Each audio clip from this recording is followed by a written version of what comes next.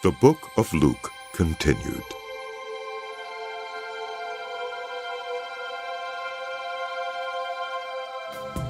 One Sabbath, Jesus was going through the grain fields, and his disciples began to pick some heads of grain, rub them in their hands, and eat the kernels. Some of the Pharisees asked, "Why are you doing what is unlawful on the Sabbath?" Jesus answered them, Have you never read what David did when he and his companions were hungry? He entered the house of God, and taking the consecrated bread, he ate what is lawful only for priests to eat, and he also gave some to his companions. Then Jesus said to them, The Son of Man is Lord of the Sabbath. On another Sabbath, he went into the synagogue and was teaching, and a man was there whose right hand was shriveled. The Pharisees and the teachers of the law were looking for a reason to accuse Jesus, so they watched him closely to see if he would heal on the Sabbath. But Jesus knew what they were thinking and said to the man with the shriveled hand, Get up and stand in front of everyone. So he got up and stood there. Then Jesus said to them, I ask you, which is lawful on the Sabbath, to do good or to do evil, to save life or to destroy it? He looked around at them all and then said to the man, Stretch out your hand. He did so, and his hand was completely restored.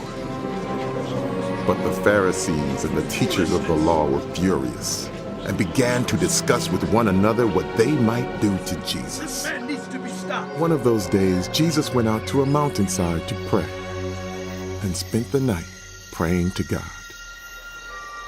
When morning came, he called his disciples to him and chose 12 of them, whom he also designated apostles. Simon, whom he named Peter, his brother Andrew, James, John, Philip, Bartholomew, Matthew, Thomas, James, son of Alphaeus, Simon, who was called the Zealot, Judas, son of James, and Judas Iscariot, who became a traitor. He went down with them and stood on a level place. A large crowd of his disciples was there, and a great number of people from all over Judea, from Jerusalem, and from the coastal region around Tyre and Sidon, who had come to hear him and to be healed of their diseases. Those troubled by evil spirits were cured. Out of him! The people all tried to touch him because power was coming from him and healing them all. Looking at his disciples, he said, Blessed are you who are poor, for yours is the kingdom of God. Blessed are you who hunger now, for you will be satisfied. Blessed are you who weep now, for you will laugh. Blessed are you when people hate you, when they exclude you and insult you and reject your name as evil because of the Son of Man. Rejoice in that day and leap for joy, because great is your reward in heaven. For that is how their ancestors treated the prophets. But woe to you who are rich, for you have already received your comfort. Woe to you who are well fed now, for you will go hungry. Woe to you who laugh now, for you will mourn and weep. Woe to you when everyone speaks well of you, for that is how their ancestors treated the false prophets. But to you who are listening, I say, love your enemies.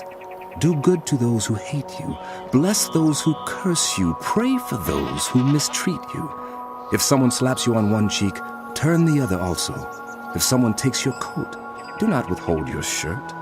Give to everyone who asks you, and if anyone takes what belongs to you, do not demand it back. Do to others as you would have them do to you. Yes, Lord. If you love those who love you, what credit is that to you? Even sinners love those who love them. And if you do good to those who are good to you, what credit is that to you? Even sinners do that. And if you lend to those from whom you expect repayment, what credit is that to you? Even sinners lend to sinners, expecting to be repaid in full. But love your enemies. Do good to them, and lend to them without expecting to get anything back. Then your reward will be great, and you will be children of the Most High, because He is kind to the ungrateful and wicked. Be merciful, just as your Father is merciful. Do not judge, and you will not be judged. Do not condemn, and you will not be condemned. Forgive, and you will be forgiven. Give, and it will be given to you, a good measure, pressed down, shaken together, and running over will be poured into your lap, for with the measure you use, it will be measured to you. He also told them this parable. Can the blind lead the blind? Will they not both fall into a pit? Students are not above their teacher, but all who are fully trained will be like their teacher. Why do you look at the speck of sawdust in someone else's eye and pay no attention to the plank in your own eye? How can you say, "Friend, let me take the speck out of your eye," when you yourself fail to see the plank in your own eye? Oh, you hypocrite. First, take the plank out of your eye, and then you will see clearly to remove the speck from the other person's eye. Yes, that's good. No good tree bears bad fruit, nor does a bad tree bear good fruit. Each tree is recognized by its own fruit. People do not pick figs from thorn bushes or grapes from briars. Good people bring good things out of the good stored up in their heart, and evil people bring evil things out of the evil stored up in their heart. For out of the overflow of the heart, the mouth speaks. Why do you call me Lord, Lord, and do not do what I say? As for those who come to me and hear my words and put them into practice, I will show you what they are like. They are like a man building a house who dug down deep and laid the foundation on rock. When a flood came, the torrent struck that house but could not shake it because it was well built. But those who hear my words and do not put them into practice are like a man who built a house on the ground without a foundation.